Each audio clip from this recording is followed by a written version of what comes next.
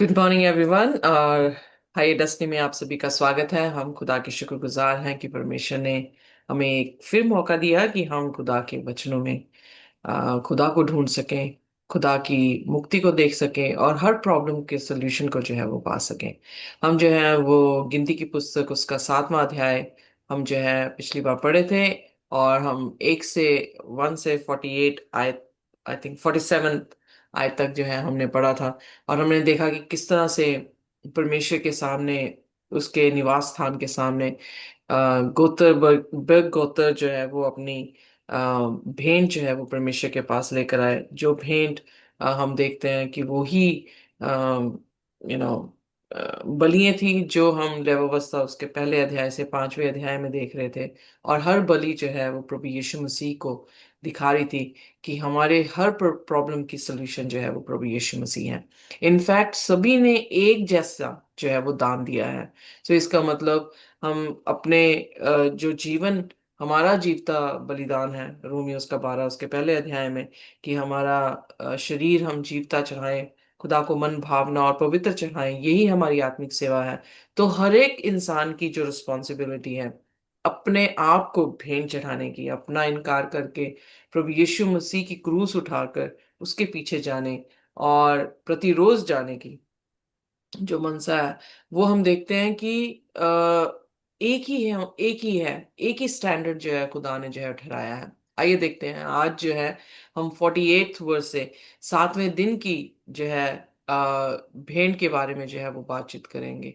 सो हमने ये देखा कि जो खुदा ने ऑर्डर दिया था, जिस तरह से उनके निवास स्थान थे, और सबसे पहले किसको कूच करने को कहा, यहूदा के गोत्र को। यीशु मसीह यहूदा के गोत्र से हैं और यीशु मसीह पहले हैं जिन्होंने हमारे लिए जो है वो एग्जाम्पल सेट की है, और हम उनको फॉलो जो है वो कर रहे हैं। सो क्रिश्चियन मीन्स क्राइस्ट के फॉलोअर्स। सो इसलिए हम जीसस को जो है वो फॉलो कर रहे हैं कि किस तरह से जैसे यीशु मसीह पिता के दाहिने हाथ बैठे हैं, वैसे ही हम यीशु मसीह के पद चिन्हों में चलते हुए कैसे पिता के दाहिने हाथ जो है वो बैठ सकते हैं। सो बाइबल जो है पहला पत्रस उसका 2 अध्याय उसकी 21 आयत में, और प्रकाशित वाक्य जब लुदीकिया की कलीसिया में प्रभु यीशु मसीह ने कहा जो जय पाए वो मेरे सिंहासन को जो है वो पाएगा। सो हम देखते हैं कि वो सेम चीजें जो प्रभु यीशु मसीह के साथ हुई, और पौलुस भी जो है पहला कुरिन्थियों उसके 15 अध्याय में इसी तरह से कहता है कि अगर यीशु मसीह मर के जी ना उठता तो हमारा विश्वास व्यर्थ होता। बट यीशु मसीह मरा और तीसरे दिन जी उठा, हम भी जो है वो क्या होंगे, चाहे मर भी जाए तो हम क्या होंगे, जी उठेंगे। सो इसलिए यीशु मसीह हमारा एग्जाम्पल है, और अगर हम उनको फॉलो करते हैं तो हम यकीनन जैसे उनके साथ हुआ हमारे साथ भी वैसा ही होगा। सो इससे पहले कि हम 48 वर्स को देखें, आइए अपने सिरों को झुकाएंगे और हम प्रार्थना में जाएंगे। हमारे स्वर्गीय खुदावंद, हम आपके शुक्रगुजार हैं, धन्यवाद करते हैं प्रभु कि आपका वचन हमारे सामने साफ साफ खुदावंद दिखाई दे रहा है, दिखाई पड़ रहा है। और हम देख सकते हैं कि आपकी योजना कभी भी बदली नहीं है। आप अ, हमसे मोहब्बत करते हैं, और सारे जो भी हमारी समस्याएं हैं, मसले हैं, उन सभी का समाधान प्रभु यीशु मसीह के जरिए से आप हमारे लिए करते हैं। और यीशु मसीह के लहू के वसीले ही खुदावंद हम आपके तख्त के सामने आए हैं। हम में कुछ भी अच्छा नहीं है। हम बहुत ही खुदावंद गुनाहगार लोग हैं, और हर रोज हम गुनाह करते हैं। पर हमारी प्रार्थना है खुदावंद कि आप हमें मुकम्मल बनाएं। हमारी प्रार्थना है आप अपने लहू से धोकर हमें साफ कर दें। हमारी प्रार्थना है प्रभु कि आप अपनी पाकरू हमें दें, और अपने वसीले से खुदावंद हमारी जिंदगियों में धार्मिक कामों को जो है वो दे, ताकि खुदावंद हम आपको पसंदीदा हो सकें, हम आपको प्रसन्न कर सकें, हम आपको अच्छी अपनी आत्मिक सेवा जो है वो दे सकें। आसमानी बाप, हम आज के कलाम के लिए भी आपसे मिन्नत करते हैं कि ये कलाम की बातें खुदावन आप हमें सिखाएं। आप आए और आप बोलें, हम सुने, आप बढ़े हम घटें, आपका नाम मुबारक ठहरे। इस प्रार्थना को हम यीशु नासरी के नाम से मांग लेते हैं, आमीन। आमीन। सो आइए पढ़ते हैं 48 वर्स। और 7वें दिन सिस्टर जी आप पढ़ना।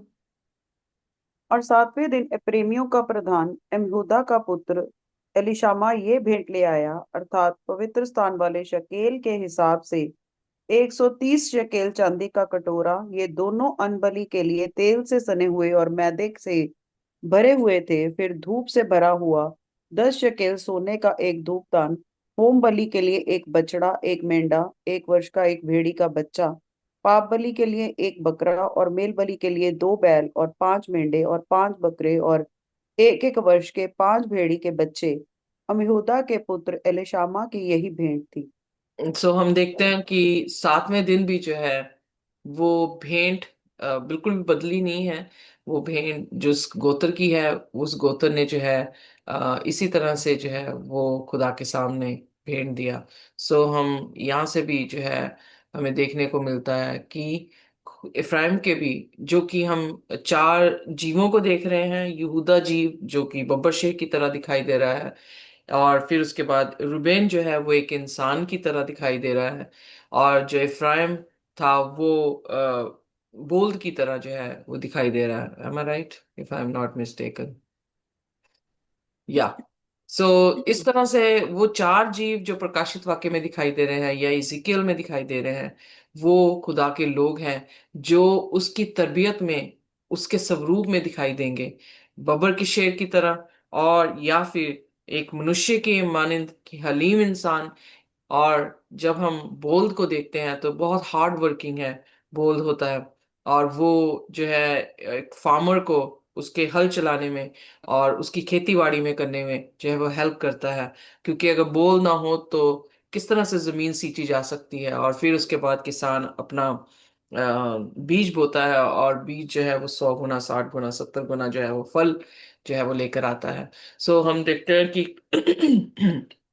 खुदा उन लोगों के साथ घिरना पसंद कर रहा है जो लोग उसकी तरबियत को रखते हैं, जो लोग उसके जैसे दिखते हैं। क्योंकि यीशु मसीह भी जो है वो बब्बर शेर की तरह मौत को दड़ाते हुए या मौत को खत्म करते हुए जो है वो आए हैं। तभी पौलुस जो है वो पहला कुरिन्थियन उसके 15 अध्याय में कह सकता है कि ए मौत तेरा डंक कहाँ रहा।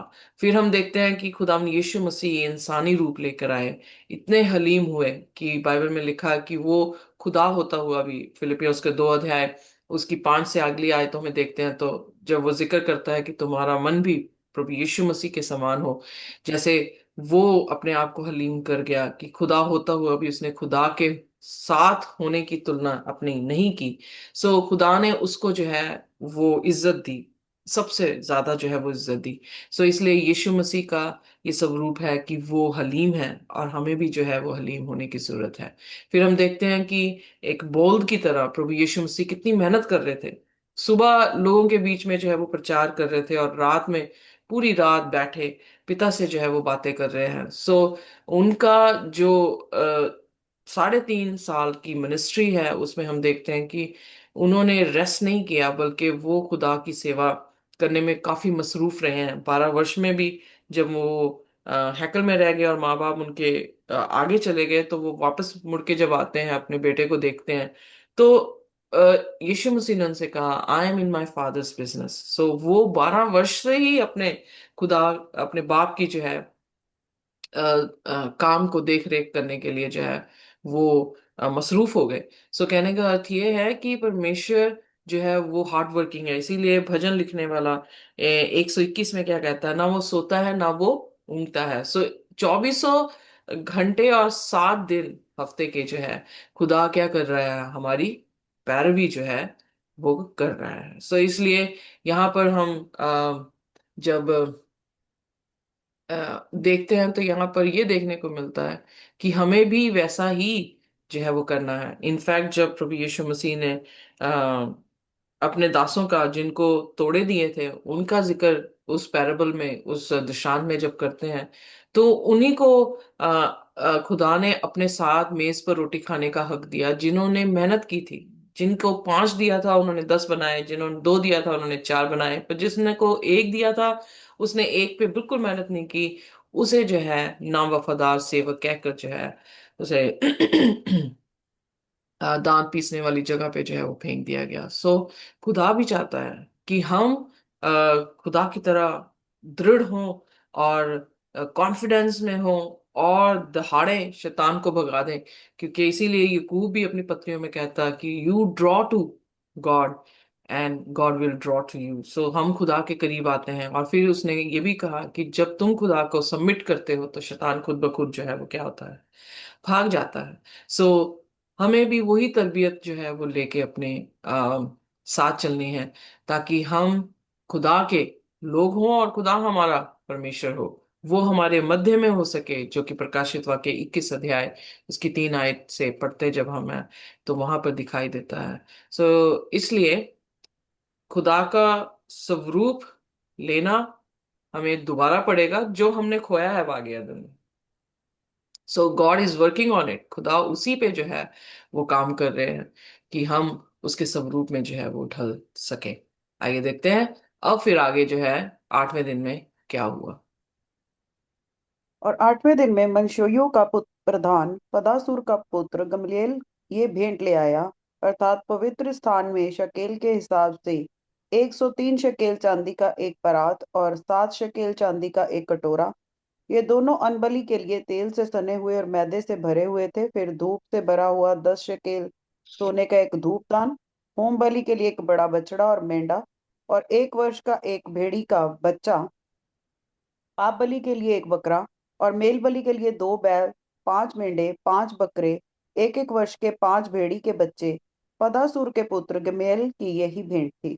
तो मनासे ने भी जो है इसी भेंट को जो है खुदा के सामने पेश किया। अब यहाँ पर जो बार बार जिक्र आता है कि क्या एक्चुअली वो दे रहे हैं, तो हमें देखने को मिलता है कि चांदी या सोना से भरी परात, या अन्न बलि, अन्न मतलब शरीर को दिखा रहा है, मैदा आटा जो कि बॉडी को फॉर्म कर रहा है, फिर धूप जो कि प्रार्थनाओं को दिखाती हैं, फिर धूप के बीच में तेल का जिक्र आना पवित्र आत्मा को दिखा रहा है।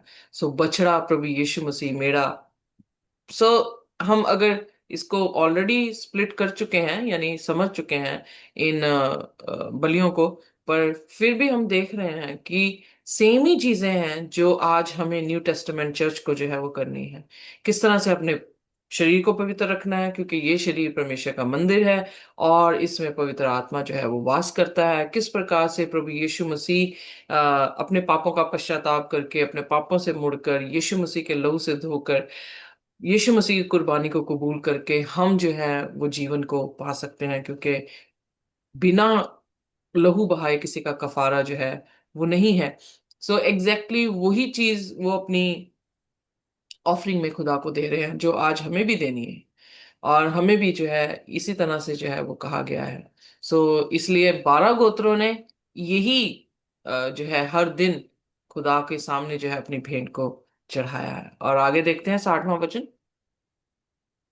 और 9वें दिन बिन्यामीन का प्रधान गिदोन का पुत्र अबीदान यह भेंट ले आया, अर्थात पवित्र स्थान के शकेल के हिसाब से 130 शकेल चांदी का एक परात और 70 शकेल चांदी का एक कटोरा। ये दोनों अनबली के लिए तेल से सने हुए और मैदे से भरे हुए थे। फिर धूप से भरे हुए 10 शकेल सोने का एक धूप, होम बलि के लिए एक बछड़ा और मेंढा, और 1 1 वर्ष का एक भेड़ी का बच्चा, पाप बलि के लिए एक बकरा, और मेल बलि के लिए 2 बैल और 5 मेंढे और 5 बकरे, और 1 1 वर्ष के 5 भेड़ी के बच्चे। गिदोन के पुत्र बिदान की यही भेंट थी। तो एक और चीज देखने को मिलती है कि जो मेढ़े हैं, जो धूप दान है, ये कोर्टयार्ड और होली प्लेस को जो है वो दिखा रहा है। सो हमारी साल्वेशन जो है वो कोर्टयार्ड से शुरू होती है। जैसे हम ऑलरेडी सेंचुरी के बारे में भी सीख चुके हैं कि कोर्टयार्ड में एक पापी आता था, मेढ़ा लेकर आ रहा है, उसके ऊपर अपने हाथ रखकर उस अपने सारे पापों का अंगीकार कर रहा है और उस मेढ़े को कुर्बान किया जा रहा है। ऑल्टर में उसको जो है बलिदान जो है वो किया गया, आग में झोंका गया, और उसी के लहू को लेकर जो है हाई प्रीस्ट जो है वो होली प्लेस में जाता था। सो हम ये देख रहे हैं कि हमारा रिपेंटेंस होना हमारी साल्वेशन को दिखा रहा है। और फिर उसके बाद जब हम रिपेंट करके जीसस को एक्सेप्ट कर लेते हैं, उसके बाद होली प्लेस का जो काम है, यानी जिसमें 3 आर्टिकल्स देखने को मिलते हैं। रोटी, जो 12 गोत्रों के लिए 12 रोटियां वहां रखी गई थी, जो खुदा के कलाम को दिखाती हैं। 7 दीवट जो कि यीशु मसीह के फिर कलाम को जो है वो दिखाती हैं और टेस्टिफाई करने को दिखाती हैं। सो इसका मतलब जो ऑल्टर ऑफ इंसेंस है वो दुआओं को दिखाता है। सो हमारा प्रार्थना करना, हमारा कलाम में मजबूत होना, और फिर हमारा टेस्टिफाई करना कि लोग यीशु मसीह की उस सूरत को हम में देख सकें, या फिर जो रोशनी खुदा का मुख जो है हम पे चमका है, तो वो रोशनी रिफ्लेक्ट हमारी जिस्म से जो है लोगों के बीच में हो सके। सो यही एक क्रिश्चियन का जो है वो काम है। सो इसलिए मोस्ट होली प्लेस में तक जो है इनकी वो नहीं जा रही है, बट कहाँ तक जा रही है, जो भी दान दे रहे हैं वो कोर्टयार्ड और होली प्लेस तक जो है वो जा रहा है। क्योंकि मोस्ट होली प्लेस में साल में एक बार, जो कि हम लेवावस्था उसके 23 अध्याय में देख चुके हैं, 16 अध्याय में देख चुके हैं, कि उस दिन जो है महायाजक मोस्ट होली प्लेस के लिए बलिदान जो है वो चढ़ाता था। सो पर हर रोज जो क्रिश्चियन का काम है वो यही है, अपनी रिपेंटेंस पे काम करना, खुदा के कलाम को पढ़ना, प्रार्थना करना, और खुदा यीशु मसीह को रिफ्लेक्ट करना, ताकि हमारे भले काम देखकर लोग जो है वो पिता की जो आसमान में है उसकी क्या कर सके, बढ़ाई कर सके। तो खुदा जो है वो मोस्ट होली प्लेस से अपने न्याय को, अपने अनुग्रह को जो है अपने लोगों तक जो है वो पहुंचाते थे। सो इसलिए यहाँ पर हम ये भी चीज देखते हैं कि जो ये दे रहे हैं वो कोर्टयार्ड और होली प्लेस की जो है वो बात है, जो हमारी ग्रोथ क्राइस्ट में एवरीडे प्रोसेस में, हमारी साल्वेशन में जो है होती है। Amen? आमीन। 66 वर्स। और 10वें दिन दानियों का प्रधान अमीशेद का पुत्र एहेजर ये भेंट ले आया, अर्थात पवित्र स्थान के शकेल के हिसाब से 130 शकेल चांदी का एक परात और 7 शकेल चांदी का एक कटोरा। ये दोनों अनबलि के लिए तेल से सने हुए और मैदे से भरे हुए थे। फिर धूप से भरा हुआ 10 शकेल सोने का एक धूपदान, होम बलि के लिए बछड़ा और मेंढा और 1 वर्ष का भेड़ी का बच्चा, पाप बलि के लिए बकरा और मेल बलि के लिए 2 बैल और 5 मेंढे और 5 बकरे और 1 1 वर्ष के 5 भेड़ी के बच्चे। अमिशेद का पुत्र एहेजर की यही भेंट थी। सो यहाँ पर हम देखते हैं कि ईस्ट हो गया, नॉर्थ हो गया, वेस्ट हो गया, जो दान था वो साउथ की तरफ जो है वो पहला ऐसा गोत्र था जिसको कूच करना था। सो दान जो है वो एक तरह से सांप को और ईगल को जो है वो दिखाता है, कि ईगल जैसे एक मैंने कहा कि चार जीवों को दिखा रही है, और चार जीवों में जो शक्ल थी वो बब्बर शेर की तरह देखी गई, इंसान की तरह, एक बोल्ड की तरह, और चौथी जो थी वो एक ईगल की तरह जो है वो देखी गई है। ईगल जो कि एंटिसिपेट कर रहा है, ईगल जो कि बड़ी दूर जो है उसकी देखनी है, वो दूर से ही अपने शिकार को जो है वो देख लेता है। सो उसी तरह से क्रिश्चियन को जो है वो खुदा के कलाम से उसके पास एक ऐसा विजन होना चाहिए, एक ऐसा दृश्य होना चाहिए कि वो आने वाले समय को पहले जो है वो समझ सके। इसीलिए जब हम दूसरा पहला थस्सलोनियन उसका 5 अध्याय पढ़ते हैं, तो वहां पर पहली 5 आयतों में पौलुस कहता है कि खुदावंद यीशु मसीह का आना चोर की मानिंद है, पर तुम्हारे लिए वो चोर की मानिंद नहीं है, क्योंकि तुम क्या हो, तुम ज्योति हो, ज्योति के बेटे हो। तो आइए देखते हैं पहला करंथियन, मैं अपनी तरफ से पैराफ्रेज नहीं करना चाहूंगी, हम इसे पहला थस्सलोनियन उसके 5 अध्याय और उसकी पहली आयत से जो है वो पढ़ना शुरू करेंगे। अल्लाह थिस्सलुनीस। पहला थस्सलोनियन उसका 5 अध्याय और उसकी पहली आयत से। पर हे भाइयों, इसका प्रयोजन नहीं कि समय और कालों के विषय में तुम्हारे पास कुछ लिखा जाए, क्योंकि तुम आप ही ठीक जानते हो कि जैसा रात को चोर आता है वैसे ही प्रभु का दिन आने वाला है। जब लोग कहते होंगे कि कुशल है और कुछ भय नहीं, तो उन पर एकाएक विनाश आ पड़ेगा, जिस प्रकार गर्भवती पर पीड़ा, और वे किसी रीति से ना बचेगी। पर हे भाइयों, तुम तो अंधकार में नहीं हो कि वह दिन तुम पर चोर की नाई आ पड़े, क्योंकि तुम सब ज्योति की संतान और दिन की संतान हो। हम ना के रात के ना अंधेर के हैं। इसीलिए हम औरों की नहीं सोते न रहें, पर जागते और सावधान रहें, क्योंकि जो सोते हैं वे रात ही को सोते हैं, और जो मतवाले होते हैं वे रात ही को मतवाले होते हैं। पर हम तो दिन के लिए विश्वास और प्रेम की चिलम पहनकर और उद्धार की आशा का टोप पहनकर सावधान रहें, क्योंकि परमेश्वर ने हमें क्रोध के लिए नहीं परंतु इसीलिए ठहराया कि हम अपने प्रभु यीशु मसीह के द्वारा उद्धार प्राप्त करे। Amen. Amen. आमेन। सो यहाँ पर जो है पौलुस वो साफ साफ जो है वो बात कर रहा है कि हमारी एंटिसिपेशन, हम आने वाले समय को कैसे देख सकते हैं। खुदावंद यीशु मसीह का आना हमारे लिए चोर के माने नहीं है, क्योंकि हम खुदा के कलाम को जो है वो पढ़कर ज्योति के बेटे और बेटियां जो है वो बन रहे हैं। Amen? सो जो साउथ का गोत्र दान था, सो दान को एक सर्प करके जो है वो भी बताया गया है, और सर्प को जो है मारने वाला ईगल होता है। और ईगल जो है हम देखते हैं कि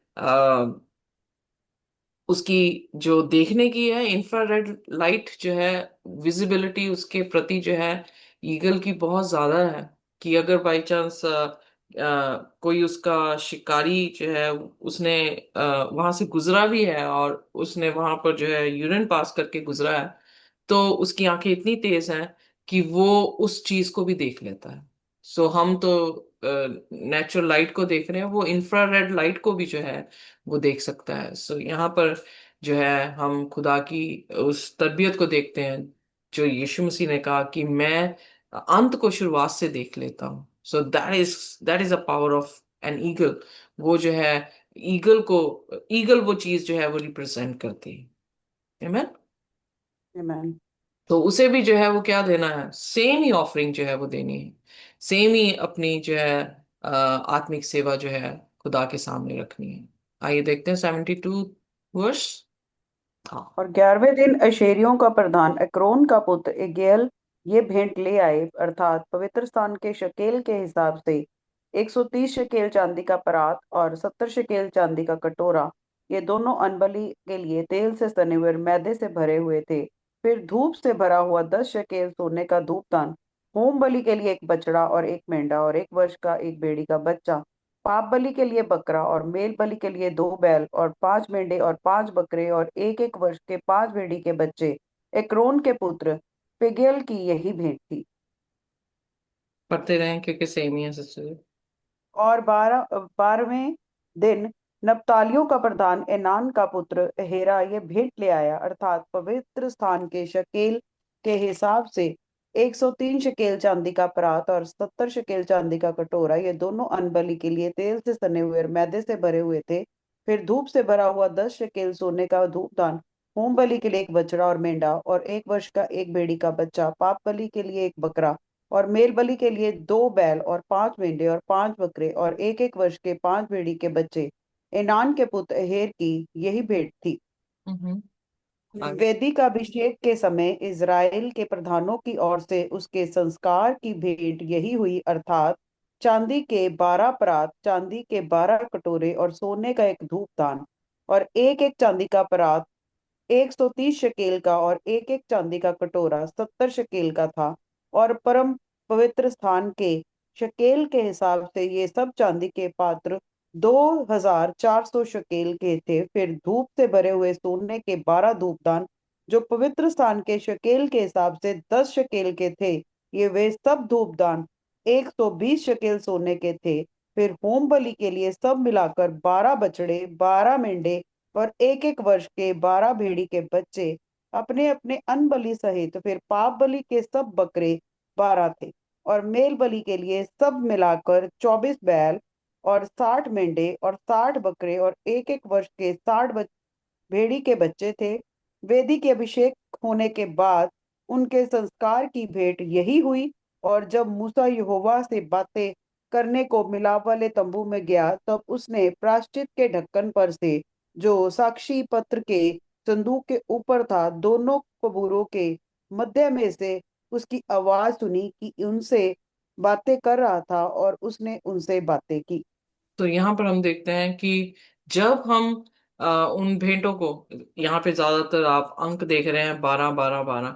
सो 12 जो है हम ऑलरेडी देख चुके हैं कि 12 एक लीडरशिप को, 12 एक परफेक्शन को जो है अंक जो है वो दिखा रहा है। और जब सभी ने अपना संपूर्ण तौर से अपनी चीजों को किया, तो वो अब कहाँ पे पहुंच गया, साक्षी पत्र का संदूक कहाँ पर था, मोस्ट होली प्लेस में था। सो हमारी जर्नी, क्रिश्चियन जर्नी जो है वो कोर्टयार्ड से शुरू हो रही है, और कहाँ तक, कहाँ खत्म हो रहा है, खुदा के सामने। जो है हम पहुंच जाएं, खुदा के रूबरू जो है हम हो जाएं, खुदा के निवास स्थान जहां पर वो निवास करता है वहां तक हम जो है वो पहुंच जाएं, और उसकी आवाज हमारे कानों तक जो है वो पहुंचे। यही अल्टीमेटली जो है हमारा गोल है।